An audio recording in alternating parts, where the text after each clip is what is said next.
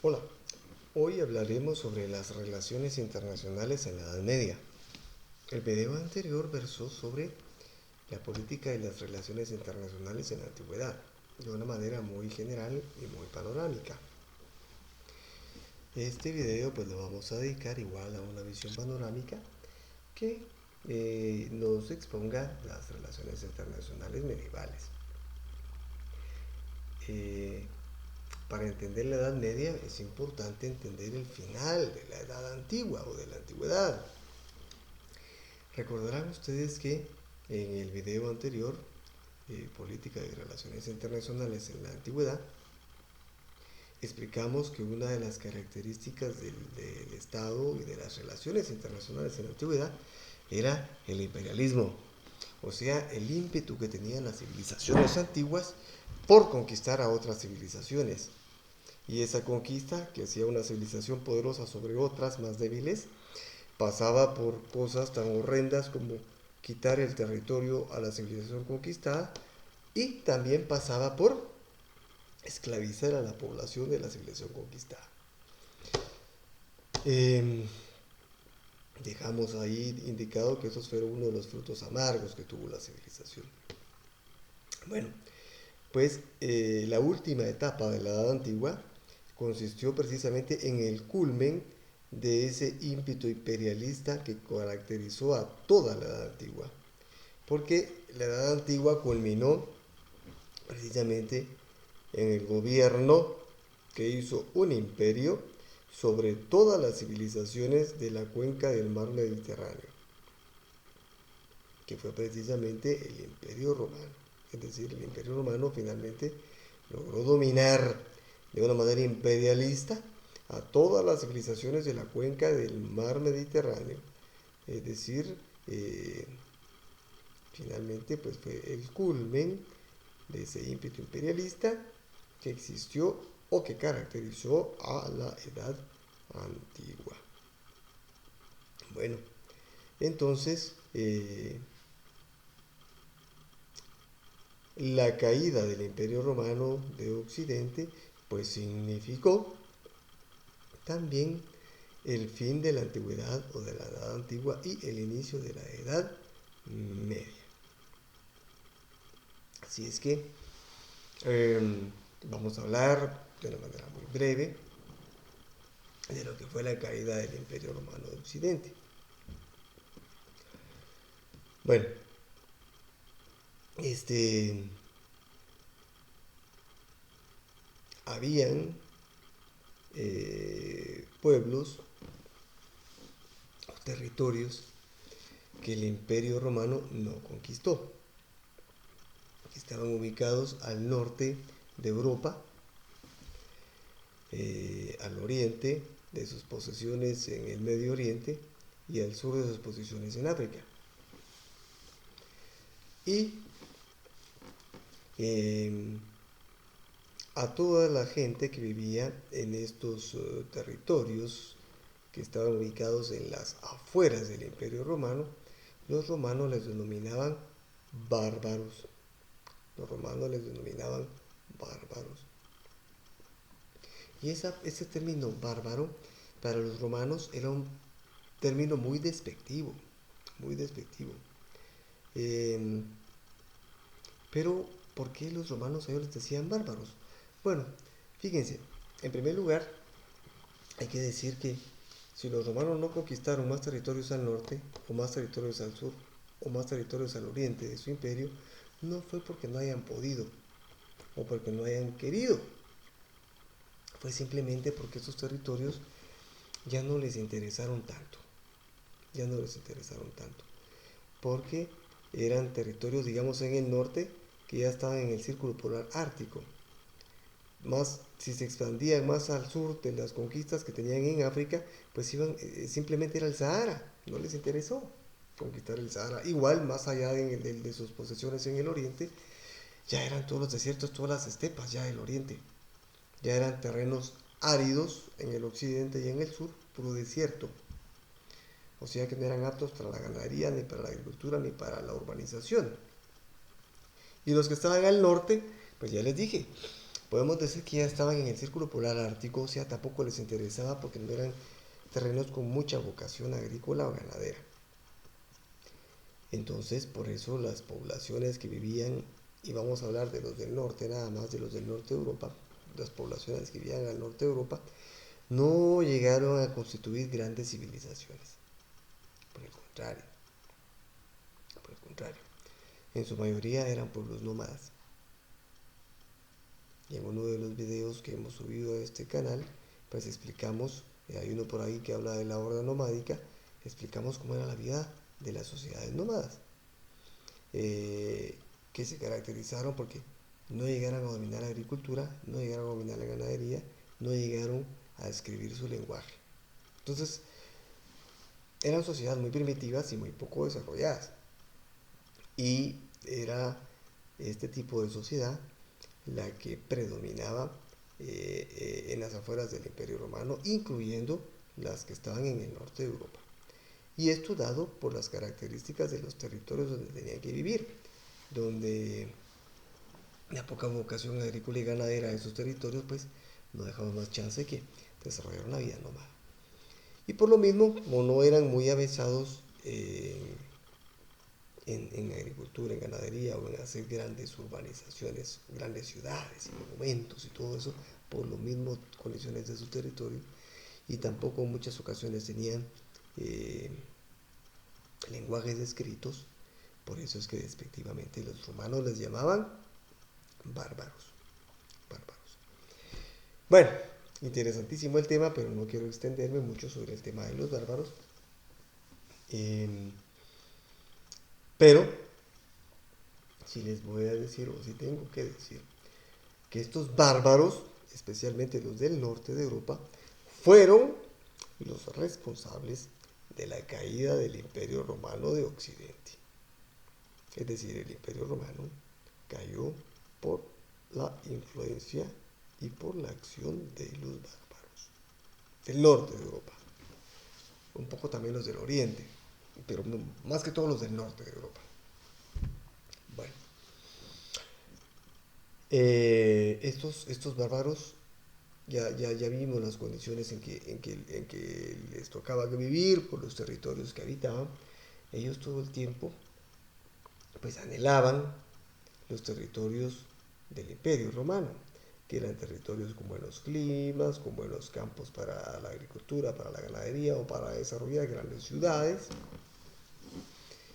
Entonces ellos todo el tiempo querían pasar a, a los territorios del imperio. Y se daban migraciones del norte bárbaro para el sur romano. Había migraciones todo el tiempo.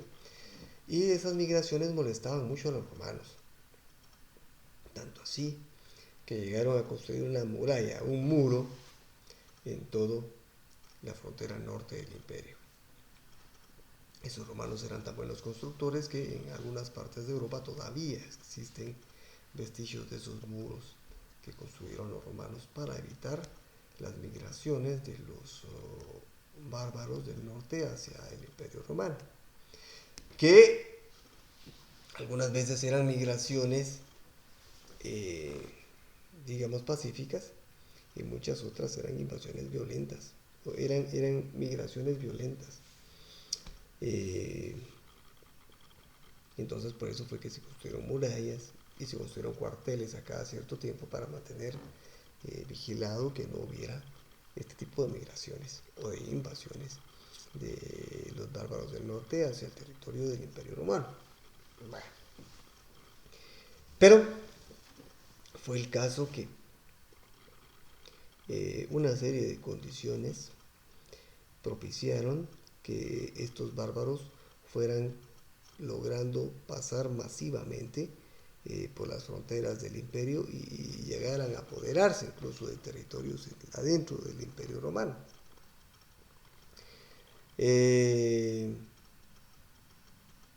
Esas causas de que se debilitara tanto la vigilancia de las fronteras del imperio, pues son múltiples. En la historia se conocen como las causas de la caída del imperio romano, y de esas causas la principal fue precisamente la invasión que hicieron los bárbaros. De estos bárbaros que estamos hablando, pues ellos pues lograron pasar masivamente del norte al sur y lograron incluso apoderarse de muchos territorios del Imperio Romano. Esa fue solo una de las causas, las invasiones de los bárbaros, eh, de las cuales me voy a referir más adelante. Pero otras causas, o sea, un fenómeno tan grande que significó la caída de ese imperio tan poderoso y que significó el cambio de una era, de la Edad Antigua para la Edad Media, pues no iba a ser un fenómeno unicausal, al contrario, un fenómeno multicausal. Una cosa tan grande no podía pasar por una sola causa. Inclusive el ambiente, el clima conspiró para que cayera el Imperio Romano de Occidente. Porque fíjense que el Imperio Romano cayó en el año 476 después de Cristo. Y cerca de esa época, pues los geólogos han descubierto que existió una pequeña glaciación, es decir, un pequeño cambio climático, pero que tuvo un impacto enorme en el ecosistema de la sociedad humana. Ese pequeño cambio climático que provocó una glaciación en el norte afectó mucho a Europa, principalmente en el norte de Europa, pero ese cambio climático hizo que se perdieran muchas cosechas de trigo durante varios años. Y el trigo, pues, durante miles de años ha sido la base de la dieta alimenticia de los europeos. Y al perderse las cosechas de trigo, pues, significó muchas cosas. Crisis económica, inanición o hambruna, eso debido por periodos de sequía, a los cuales siguieron periodos de mucha lluvia, y esos periodos de mucha lluvia pues afectaron también a las cosechas, pero también trajeron otros problemas, como por ejemplo pestes o epidemias, pues como hoy conocemos mucho el efecto de las epidemias en la sociedad, pues esa vez hubo una epidemia de cólera morbus, provocado por el agua inundada que se contaminaba con heces fecales, y mucha gente se murió en el Imperio Romano a causa del cólera morbus, que a su vez tuvo que ver con un pequeño cambio climático, que a su vez acarrió a su vez acarrió pérdida de cosechas de trigo, que a su vez acarrió hambruna, que a su vez acarrió crisis económica. Entonces esa fue una de las causas de la caída del Imperio Romano. Otra causa de la caída del Imperio Romano fue cómo cayó la calidad de los últimos emperadores de Roma. Estamos hablando que entre los últimos emperadores figuró, por ejemplo, Calígula, Nerón, que eran personas que incluso tenían problemas psicológicos. Entonces, esa calidad de gobernantes también tuvo mucho que ver en la caída del Imperio Romano. Pero la sumatoria de todas estas condiciones hizo, por ejemplo, que los soldados, que para ese tiempo en el Imperio Romano era enorme, ya no era un ejército de voluntarios, sino que era un ejército de mercenarios que había que pagarles para que trabajaran como soldados. Pero toda la crisis económica que se vivió en el imperio, como esbozamos ya, hizo, por ejemplo, que los soldados no les pagaran sus salarios a tiempo.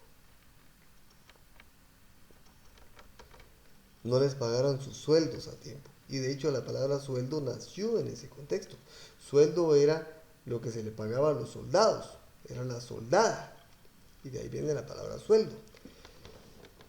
Pero esa crisis económica que vivió el imperio, pues dificultó o impidió que se les pudiera pagar.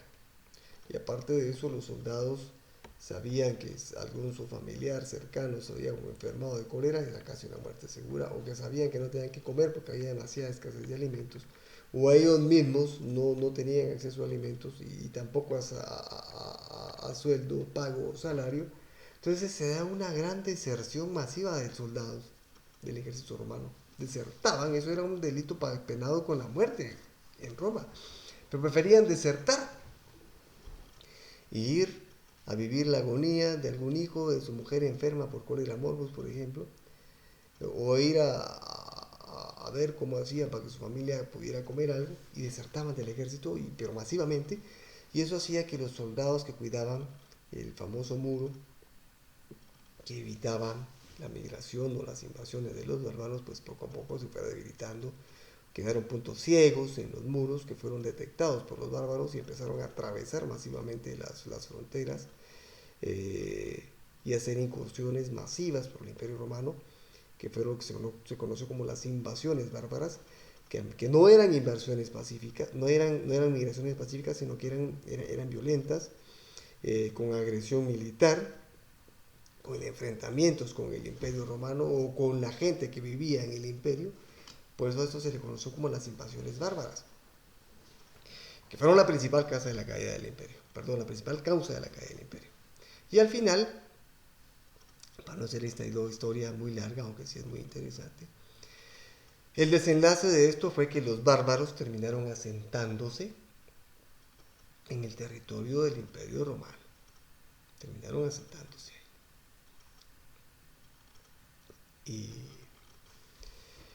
eh,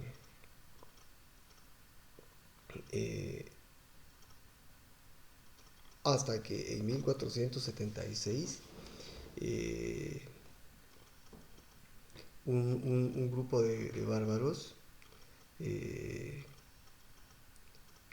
tenían un líder que se llamaba Odoacro, tomaron la capital del imperio, que era Roma, y con eso pues se toma como el fin del imperio romano y con eso el fin de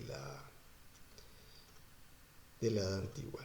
Y no voy a profundizar mucho en esos detalles, aunque es muy interesante. Eh, pero eh, con la caída del Imperio Romano, pues da inicio a la Edad Media. La Edad Media. Y la Edad Media va a ser protagonizada entonces, los grandes protagonistas de la historia de la Edad Media van a ser precisamente esos pueblos bárbaros, principalmente los del norte del Imperio Romano. Esos pueblos que eran los que no querían los romanos, que veían siempre como los mantenían al margen, aunque sí tenían alguna relación con ellos, por supuesto que sí la tenían, pero no quiero extenderme en ese tema. Solo les voy a decir que Odoacro, por ejemplo, Odoacro, que fue el que llegó a tomar la capital de Roma, pues estuvo trabajando para el ejército romano mucho tiempo, llegó a ser un alto oficial del ejército romano. O sea, sí se entablaron relaciones entre algunos grupos de bárbaros y los romanos, pero no quiero extenderme en ese tema. Eh, Me interesa que sepamos que estas invasiones de bárbaros fueron las que provocaron la caída del imperio, y que el determinante, el hecho determinante que trajo la caída del imperio fue cuando Odoacro, que era un bárbaro, tomó la capital de Roma, del imperio, que era Roma. Y ahí se toma como el final del imperio romano, y con eso el final de la Edad Antigua y el inicio de la Edad Media. Bueno, entonces decíamos que los protagonistas de la Edad Media van a ser estos bárbaros del norte de Europa, que invadieron todas las tierras del imperio que estaban al sur, y que se adueñaron prácticamente de esos territorios del imperio romano. Bueno, pero vamos a hacer aquí una reflexión. Ya dijimos que los romanos fueron la civilización más conspicua de la antigüedad. Tenían un desarrollo urbanístico, es decir, unas ciudades monumentales, preciosas, Roma y otro montón de ciudades, con unas construcciones arquitectónicas que nos impresionan todavía hoy día y que nos enseñan incluso todavía hoy día. Unas calles pavimentadas, unos caminos pavimentados que se extendían por toda Europa.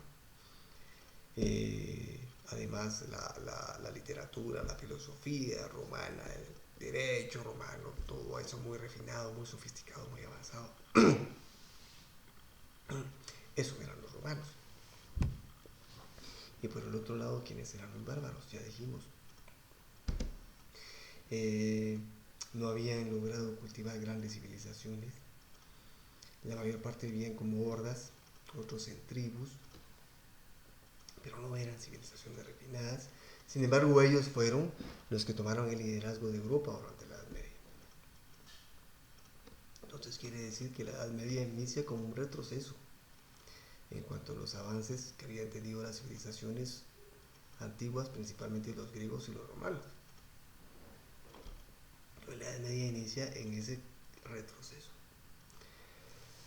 Obviamente, pues estas invasiones, ya que habían logrado anular prácticamente a la resistencia que hacía el ejército romano, se dedicaron a saquear al imperio. Pero el imperio romano era tan rico que aguantó casi 200 años de saqueo.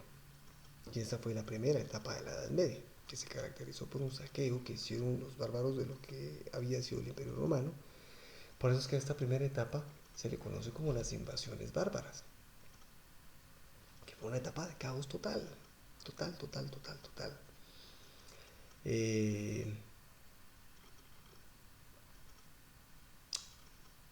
La segunda etapa de la Edad Media, pues ya fue una etapa en que los bárbaros ya empezaron a querer asentarse en algunos territorios de lo que había sido el Imperio Romano. Y empezaron ya a organizar políticamente a sus sociedades asentadas en ese territorio. Por eso es que esta segunda etapa de la Edad Media se le conoce como la edad de los reinados bárbaros. O sea, ya los bárbaros empezaron a querer dominar territorios y a querer asentarse en territorios y a organizarse políticamente en torno a reyes poderosos. Entonces, esta segunda etapa de la Edad Media es sumamente interesante, porque se caracteriza por esa intención ya de dominar territorios por ciertos grupos bárbaros. Por ejemplo, dentro de estos grupos de bárbaros que habitaban en el norte de Europa, había unos que eran más famosos, digamos. Y dentro de estos grupos famosos podemos hablar de los godos, los visigodos, los ostrogodos, los iberos, los hispanos, los italos, los francos, los godos, los sajones, los anglos, los germanos, los italos, que eran de los grupos de bárbaros más famosos. Pues en esta segunda etapa de la Edad Media se caracterizó porque estos grupos de bárbaros empezaron ya a asentarse y a ejercer un dominio sobre ciertos territorios de Europa. Y fue un hecho tan determinante que las actuales fronteras de Europa empezaron a formarse en esta época. Y los pueblos que todavía forman los actuales países de Europa empezaron a formarse en esta época. Por ejemplo, fíjense, en el caso de los godos, visigodos, ostrogodos, hispanos y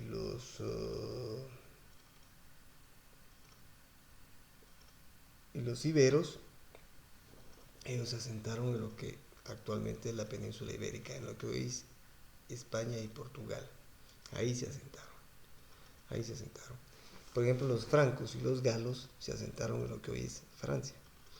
Los sajones, los anglosajones, los anglos, los celtas, se asentaron en lo que hoy es Inglaterra y todas las islas que circundan a Inglaterra. Los francos y los galos se asentaron en lo que hoy es Francia, los germanos en lo que hoy es Alemania, y de hecho, pues, por eso es que los alemanes, la Alemania en inglés se llama Germany, digamos, porque viene de los germanos. El país de Francia viene porque ahí en la Edad Media, en esta segunda parte de la Edad Media, se asentaron los francos. El nombre de España viene porque en esta época de la Edad Media ahí se asentaron los hispanos. El nombre de Inglaterra viene porque en esta época que hablamos de la Edad Media ahí se asentaron los anglos. Y Italia, ese nombre viene porque en esta época de la Edad Media ahí se asentaron los italos. Entonces, ahí es como empezó a conformarse, como les digo, la actual configuración de las fronteras europeas y de los pueblos europeos. Esa fue la segunda etapa de la Edad Media. La tercera etapa de la Edad Media se conoce como oscurantismo.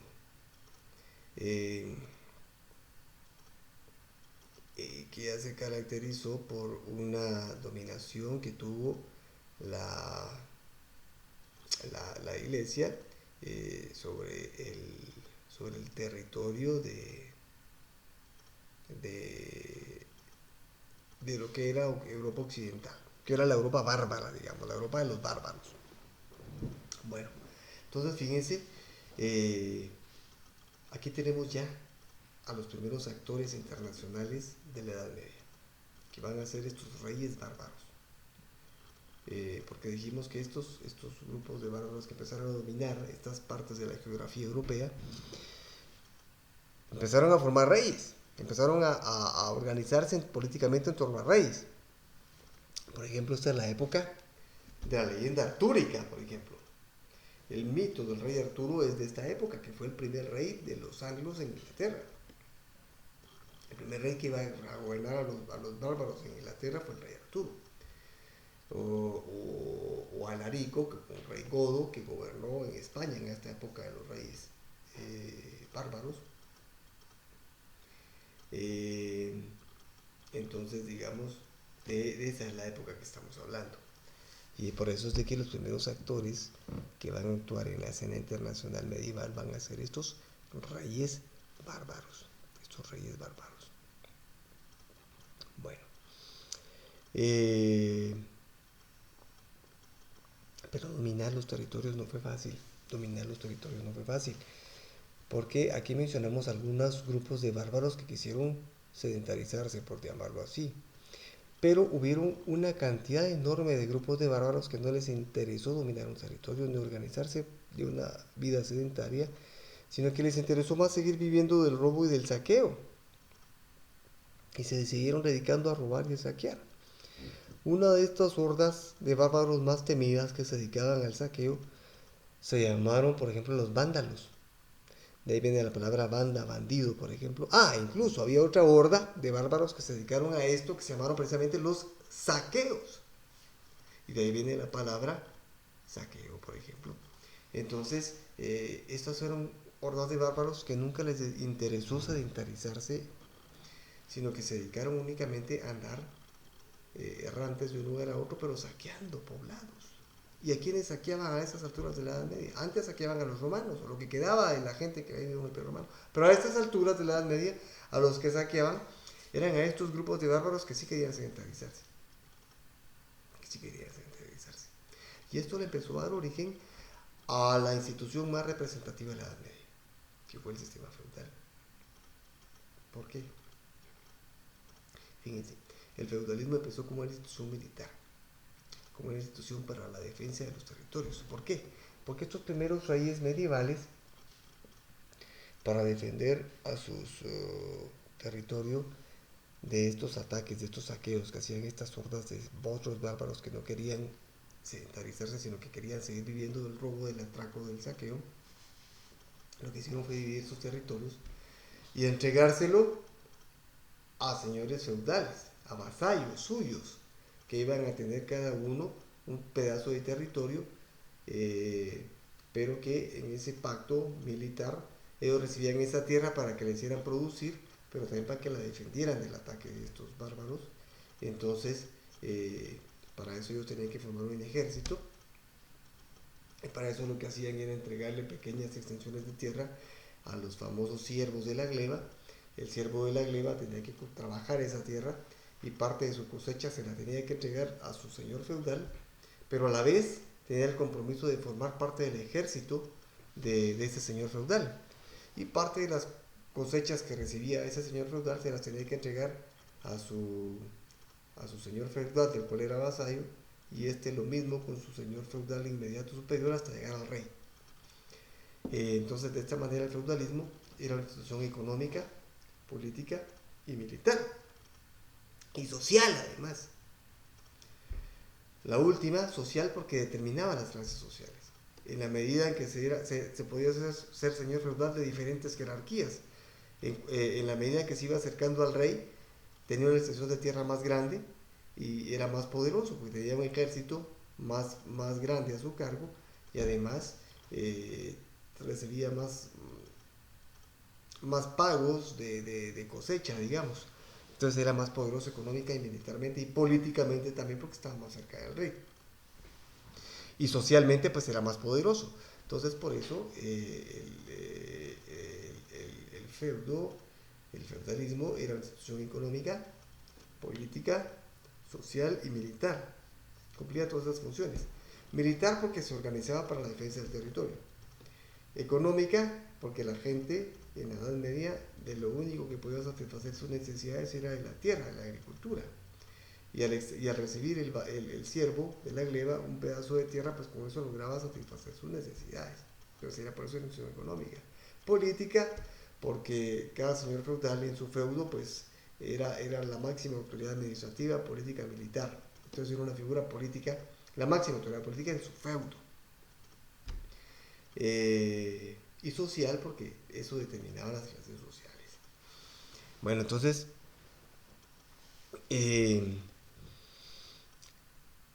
aquí tenemos a otros actores de las relaciones internacionales medievales que eran los señores feudales. Entonces ya llevamos dos acá. Tenemos a los reyes y tenemos a los señores feudales. Bueno, entonces en un próximo video les voy a explicar cómo fueron surgiendo otros actores internacionales medievales. Bueno, gracias por su atención.